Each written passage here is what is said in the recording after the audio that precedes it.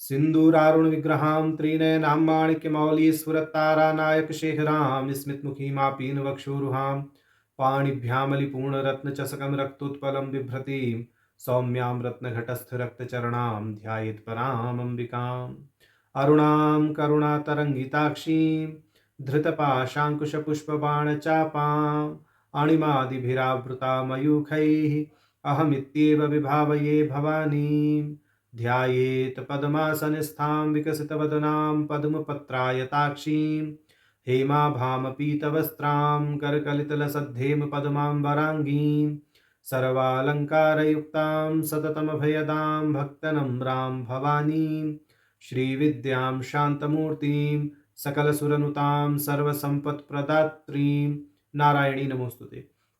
ललिता सहस्रनाम सौभाग्य भास्कर भाष्य की श्रृंखला में हम ललिता सहस्रनाम की फलश्रुति के अंतर्गत 54वें श्लोक तक का भाष्य देख चुके थे। अब तक हमने कामप्रद प्रयोग देखे, अर्थप्रद प्रयोग देखे, धर्मप्रद प्रयोग देखे। अब इस क्रम में हमें मोक्षप्रद प्रयोगों का जो है दर्शन होगा।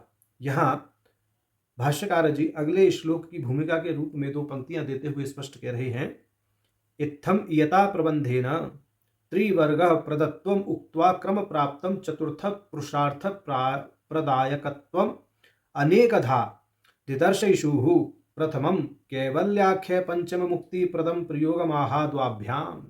ये कह रहे हैं कि अब तक के प्रबंध में, अब तक के ग्रंथ में, माने फलश्रुति के अंतर्गत जो त्रिवर्ग हैं उनकी प्राप्ति का वर्णन किया गया, यानी धर्म अर्थ और काम, इनका वर्णन किया गया और जिस क्रम में किया गया वह था काम अर्थ और धर्म। और कह रहे हैं कि अब इसी क्रम में हमें चतुर्थ पुरुषार्थ को देने की क्षमता रखने वाले प्रयोगों को यहाँ बताया जा रहा है। अब ऐसे प्रयोग बताए जाएंगे जिनको करने से चतुर्थ पुरुषार्थ अर्थात मोक्ष की प्राप्ति होती है।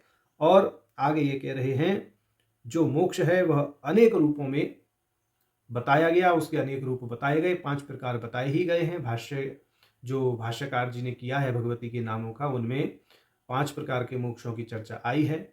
उनमें अगर हम क्रमशः देखें तो सालोक्य, सारूप्य, सामीप्य, सायुज्य, ये 4 प्रकार की मुक्ति हैं। फिर इनसे भी ऊपर 5वीं प्रकार की केवल नाम की मुक्ति, जिसको कैवल्य कहते हैं, वह है। तो यहाँ सबसे पहले कैवल्य नामक पंचम मुक्ति का माने या पंचम मुक्ति की प्राप्ति हेतु प्रयोग को कहा जा रहा है और यह अग्रिम 2 श्लोकों के माध्यम से कहा जाएगा। 2 श्लोकों को देखते हैं। तो इसमें भगवान हयग्रीव अगस्त्य ऋषि से कहते हैं, प्रतिमासम पूर्णमास्याम एभिः नाम सहस्रकैः रात्रौ यश्चक्र राजस्थामर्चयेत् परदेवताम् स एव ललितारूपस्तदरूपा ललिता स्वयं न तयोर्विद्यते भेदो भेदकृत पापकृत भवेत्। तो यह 2 श्लोक हमें प्राप्त हैं जिनका अर्थ है, जो व्यक्ति प्रत्येक मास की पूर्णमासी की रात्रि में इन सहस्र नामों के द्वारा, यानी जो भगवती के 1000 नाम हैं, इनके द्वारा चक्र राज पर स्थित पर देवता अर्थात ललिता त्रिपुर सुंदरी की आराधना करता है, उनका पूजन करता है, उनकी अर्चना करता है, वह साधक साक्षात भगवती ललिता स्वरूप ही है और भगवती ललिता उस साधक के स्वरूप में ही है, या भगवती ललिता उस साधक से अभिन्न है। साधक और भगवती ललिता के मध्य कोई भेद नहीं रहता। जो उनके बीच में भेद करने का प्रयास करता है वह पाप करने वाला कहलाता है। तो यह 2 श्लोकों का अर्थ है। माने भाष्यकार जी अब यहाँ ख्यापित करेंगे भाष्य में कि इन 2 श्लोकों के माध्यम से कैवल्य नामक मुक्ति को कहा गया है, क्योंकि यहाँ पर स्पष्ट एक पंक्ति आई है, स एव ललिता रूपस्तद रूपा ललिता स्वयं, कि यहाँ पर कोई भेद नहीं है, अभेद है भगवती ललिता में और साधक में। तो जो व्यक्ति प्रति मास पूर्णमासी की रात्रि में चक्रराज का अर्चन करता है उसको इस प्रकार से कैवल्य नामक मुक्ति की प्राप्ति होती है, जिसमें साधक और साध्य का भेद मिट जाता है और एकमात्र परम चैतन्य ही परिगुंफित दोनों स्थलों पर रहते हुए उनके भेद को प्रकट नहीं करता। पारमार्थिक दृष्टि से उनको नित्य ही अभेद का दर्शन होता रहता है। साध्य और साधक एक ही भाव में रहते हैं, या साधक जो है साध्य भाव को प्राप्त होकर के उसके साथ में एकीभूत होकर रहता है अपने देवता के साथ में, ऐसा कैवल्य नामक मुक्ति का प्रकार है। अब इस विषय में आगे देखते हैं भाष्यकार जी भाष्य में क्या कह रहे हैं। भाष्यकार जी कह रहे हैं, प्रति पौर्णमासीति विहायो प्रतिमासमित्युक्ति यावज्जीवमित्यर्थबोधाय, कि पौर्णमासी का उल्लेख यहाँ किया गया है और प्रति माह ऐसा भी यहाँ पर माने उल्लेख किया गया है। प्रति मासम पौर्णमास्याम माने प्रति पौर्णमासी ना कह के यहाँ कहा प्रति मासम पौर्णमास्याम। इसका अर्थ है कि भाई जब तक आप जीवित रहें तब तक प्रति माह पूर्णमासी पर आपको यह प्रयोग करना चाहिए, जिससे क्या होगा, ये जो माने कैवल्य नामक मुक्ति बताई है यह आपको प्राप्त होगी। माने देवता के और अपने बीच में जो भेद है, ठीक, आत्मा को वास्तव में आत्मरूप न मान करके अनात्मा को आत्मरूप मानने का जो अविद्या के कारण प्रपंच हमारे महा मस्तिष्क में चल रहा है उसका शमन हो जाएगा और आत्मा को आत्मवत ही देखेंगे और तद्रूप होकर के ही अवस्थित हो जाएंगे। इस दृष्टि से कैवल्य नामक मुक्ति प्राप्त होगी। और इस प्रयोग में किस द्रव्य का उपयोग होना है उसमें बोल दिया है, ये भी पूर्वोक्तानि अन्नतमैहि कुसुमैहि, कि जो पहले पुष्प बताए गए माने जो धर्मप्रद पुण्य को बढ़ाने वाला जो प्रयोग बताया गया था, जिसमें बताया गया था कि कमल के पुष्प से, तुलसी के पुष्प से, कल्हार के पुष्प से, मालती के पुष्प से, ठीक इस दृष्टि से बेलपत्र से, यह जो भिन्न भिन्न प्रकार के पुष्प और पत्र पहले बताए जा चुके हैं प्रकरण में, उन्हीं के द्वारा देवी का अर्चन करना चाहिए, ऐसा यहाँ पर भाष्यकार जी ने स्पष्ट किया है। अब आगे, स एव ललिता रूपस्तद रूपा ललिता स्वयं न तयोर विद्यते भेदो भेदकृत पापकृत भवेत्। इस श्लोक के भाष्य को देखते हैं। भाष्य का भावार्थ ही बता रहे हैं, क्योंकि भाष्यकार जी ने काफी विस्तृत किया है। अगले वाला जो श्लोक है इससे उसका तो और भी ज्यादा विस्तृत भाष्य है, तो भाव मात्र ही बताएंगे। तो कुछ कुछ विशेष चीज जहां पर है उनको पढ़ भी देंगे। तो यहाँ कह रहे हैं भाष्यकार जी कि भाई यहाँ पर जो कहा गया, स एव ललिता रूप तदरूपा ललिता स्वयं, कि यह तो समझ में आ गया स एव ललिता रूप, परंतु तदरूपा ललिता स्वयं ऐसी उल्टी बात क्यों कह दी। माने भगवती को साधक के रूप में आने की क्या जरूरत पड़ गई। साधक को मुक्ति मिलनी थी तो साधक को तो ललिता के रूप में होना चाहिए, परंतु भगवती ललिता ही साधक के रूप में हो रही हैं, ये बात कुछ समझ में नहीं आ रही है। तो इस विषय में थोड़ा सा प्रकाश भाष्यकार जी ने डाला है। तो भाष्यकार जी ने यहाँ पर स्पष्ट कहा है कि यह जो यहाँ वचन कहा गया है कि तदरूपा ललिता स्वयं, तो यह इस दृष्टि से कहा गया है कि देवी और भक्त के मध्य में अत्यंत अभेद है। इस दृष्टि से यहाँ पर भगवती को भी साधक के रूप में यहाँ पर बता दिया गया है। कहा है, वास्तविक भेदे सत्य अपि उपमेयो उपमा अलंकारेण अपि एषोक्ति ही सुसमर्थेति भ्रमं निरस्यति न तयोः इति देवी भक्तयोः इति अर्थः भेदः वास्तविक इति शेष नात्र तृतीय सदृश्य व्यवच्छेदोपि तु तादात्म्यम एव इति भावः। ये कह रहे हैं कि भाई एक अलंकार है उपमेय उपमा अलंकार। इसमें क्या है, उपमान को उपमेय और उपमेय को उपमान बना करके माने सारा अलंकार का समीकरण खेला जाता है। कह रहे हैं कि उसी दृष्टि से यहाँ पर स एव ललिता रूपस्तद रूपा ललिता स्वयं, यह कथन कहा गया है। वस्तुतः जो अभेद है यानी व्यवहारिक भेद रूप भ्रम जो है उसके निराश के लिए न तयोर विद्यते भेदः, इस कथन को कहा गया है। तयो, यहाँ पे तयो माने द्विवचन है, तो ये द्विवचन पद से ललिता देवी और भक्त को एक साथ इसीलिए कहा गया है क्योंकि वहाँ अत्यंत भेद है और अत्यंत अभेद है और भेद के निराश के लिए ऐसा यहाँ पर कहा गया है। माने ये इस दृष्टि से भाष्यकार जी ने स्पष्ट किया है। अब कह रहे भेदः वास्तविक इति शेषः, कि जो भेद है वह तो वास्तविक है, तो वो भेद है क्यों, उस भेद के विषय में भाष्यकार जी ने जो भाष्य में कहा है उसका भाव बताते हैं। कहते हैं, अविद्या के कारण व्यावहारिक दृष्टि से भेद वास्तविक है, ऐसा समझना चाहिए। माने यह जो भेद दिखाई दे रहा है यह अविद्या के कारण व्यावहारिक दृष्टि से दिखाई दे रहा है। पारमार्थिक दृष्टि से देखा जाए और ज्ञान के प्रकाश से प्रकाशित जो साधक है उसके अगर दृष्टिकोण से देखा जाए तो भेद है ही नहीं, क्योंकि जब अविद्या शमित हो जाती है, प्रपंच बाधित हो जाता है, या ये कहें कि जो माया का कार्य है वह बाधित होकर के शेष बचता है, तो उस दशा में साधक को आत्मा से इतर कुछ दिखाई ही नहीं देता। जो परम तत्व है वह तद्रूप होकर के ही रहता है, और जो परम तत्व और साधक है उसके बीच में भी अत्यंत अभेद स्थापित हो जाता है उस स्थिति में। तो बोले इस दृष्टि से यहाँ पर भेद की प्रीति को बताया गया है कि जो अविद्या है उस अविद्या के बल पर व्यावहारिक दृष्टि में भेद मात्र दिखाई दे रहा है, पारमार्थिक दृष्टि में तो कोई भेद है ही नहीं। कारण क्या है? क्योंकि जो देवी और भक्त हैं इनमें भेद इसलिए है, व्यावहारिक दृष्टि से दिखाई दे रहा है, चाहे वो अविद्या के कारण ही सही, क्योंकि उनमें परस्पर प्रतियोगी लक्षण देखे जाते हैं। उस बात को भाष्यकार जी ने कहा, देवी भक्तौ परस्पर प्रतियोगित्व सत्व भेदवन्तौ मर्त्य अमर्तत्वं पूज्य पूजक भावादि रूप वृद्ध धर्माधिकरणत्वात् इत्यादि भेद साधकानुमान प्रयोक्ति इति अर्थः। अद्वैत प्रतिपादक शास्त्र विरोधेन प्रायंगत्व हेतुका शुचित्वानुमानः प्रयोक्तृत्ववद उपहसनीयताम आहा पापकृत इति। ये कह रहे हैं, जैसा अभी बताया, भक्त और ललिता में जो भेद व्यवहारिक दृष्टि से दिखाई दे रहा है और परस्पर प्रतियोगी लक्षण दिखाई दे रहे हैं कि भक्त तो अनित्य है यानी मरते हैं, मरणशील है, जो भगवती हैं वह नित्य हैं, सनातनी हैं, भगवती पूज्य हैं, भक्त पूजा करने वाला है। ऐसे अन्य और भी विभेदक लक्षण हैं जो इन भिन्नताओं को प्रमाणित करने के लिए माने पर्याप्त हैं।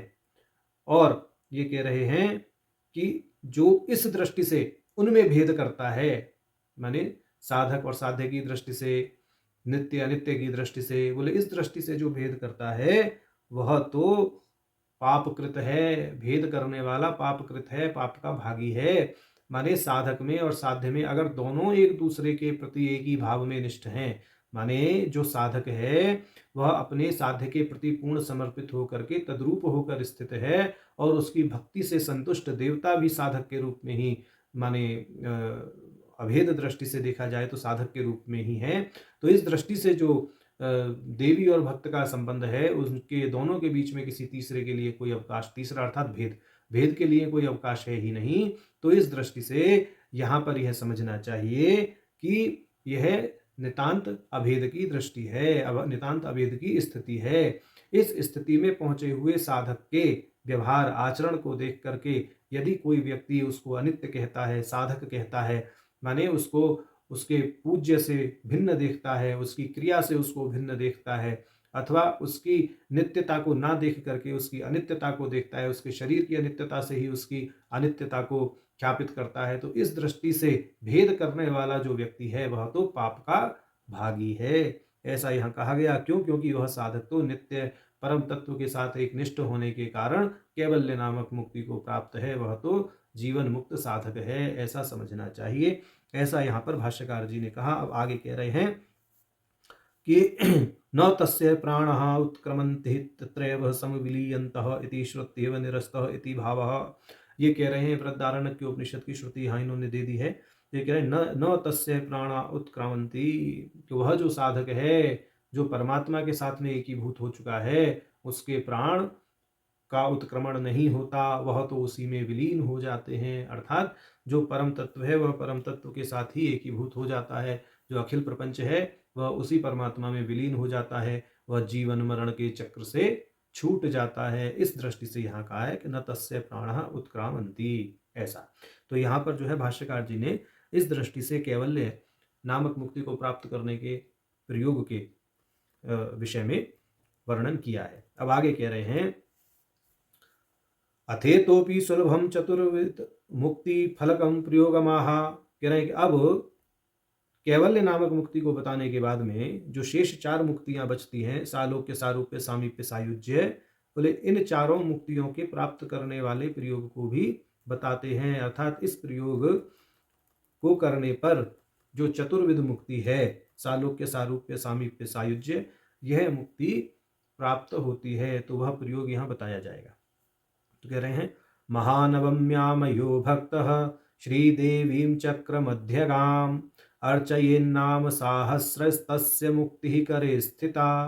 कह रहे जो भक्त महानवमी के दिन श्री देवी की पूजा करते हैं और उन्हें चक्र के मध्य में स्थापित कर सहस्र नामों से अर्चना करते हैं, उनकी मुक्ति उनके हाथ में ही रहती है। जैसे हाथ में आंवला रहता है ना, इस दृष्टि से कहते हैं कि हस्तामलकवत उनकी मुक्ति होती है। जो चतुर्विध मुक्ति है, सालोक्य सारूप्य सामीप्य सायुज्य, वह तो उन्हें हाथ पे रखे हुए आंवले के समान ही प्राप्त हो जाती है। अब यहाँ कह रहे हैं भाष्यकार जी, यहाँ महानवमी पद का बड़ा विस्तार से भाष्य करेंगे और नवरात्र के विषय में यहाँ पर विस्तार पूर्वक बताएंगे। तो हम उसका भाव मात्र लेंगे क्योंकि भाष्य बहुत विस्तृत है। यह हम भाव मात्र लेकर के आपको यहाँ बता दे रहे हैं कि भाष्यकार जी क्या कहना चाह रहे हैं, ताकि यह प्रकरण समय सीमा के अंदर ही हमारा पूर्ण हो जाए। तो यहाँ महानवमी पद का प्रयोग आया है, तो भाष्यकार जी आगे ये कहेंगे कि नवरात्रि का जो पर्व होता है, प्राय चैत्र नवरात्रि और अश्विन के नवरात्रि, जिनको हम सामान्य भाषा में वासंतिक नवरात्रि और शारदीय नवरात्रि कहते हैं, इन नवरात्रियों में अष्टमी और नवमी जो दोनों तिथियां हैं, इन दोनों तिथियों को सम्मिलित रूप से महानवमी भाष्यकार जी ने इसमें कहा है। और उसके अतिरिक्त उन्होंने यह निर्णय किया है कि यह जो नवमी तिथि और अष्टमी तिथि हैं, यह और ज़्यादा फलदायी होती हैं अगर सूर्य कन्या राशि में रहे और चंद्रमा मूल नक्षत्र में या पूर्वाषाढ़ा नक्षत्र में आ जाए। तो इस तरह का जो योग बनता है वो बहुत दुर्लभ होता है, और ऐसे योग में करी हुई जो पूजाएं होती हैं वह मुक्ति प्रदायक हैं, ऐसा कहने का यहाँ भाव है। परंतु ऐसा सदैव तो संभव नहीं हो सकता कि जो नवरात्रि हैं, यहाँ पर मुख्य रूप से अश्विन नवरात्रियों के विषय में ही कथन किया गया है कि जो अश्विन नवरात्रि हैं उनमें सदैव ऐसा संभव नहीं है कि अष्टमी और नवमी को मूल नक्षत्र और पूर्वाषाढ़ा नक्षत्र मिल ही जाए। हाँ, यह बात ठीक है कि कन्यागत जो सूर्य है वह प्राप्त हो जाता है प्राय, परंतु मूल नक्षत्र और पूर्वाषाढ़ा नक्षत्र की एक साथ प्राप्ति होना दोनों तिथियों में, मतलब एक तिथि में मूल नक्षत्र हो जाए, अगली तिथि में पूर्वाषाढ़ा हो जाए, तो ऐसा बहुत कम हो पाता है।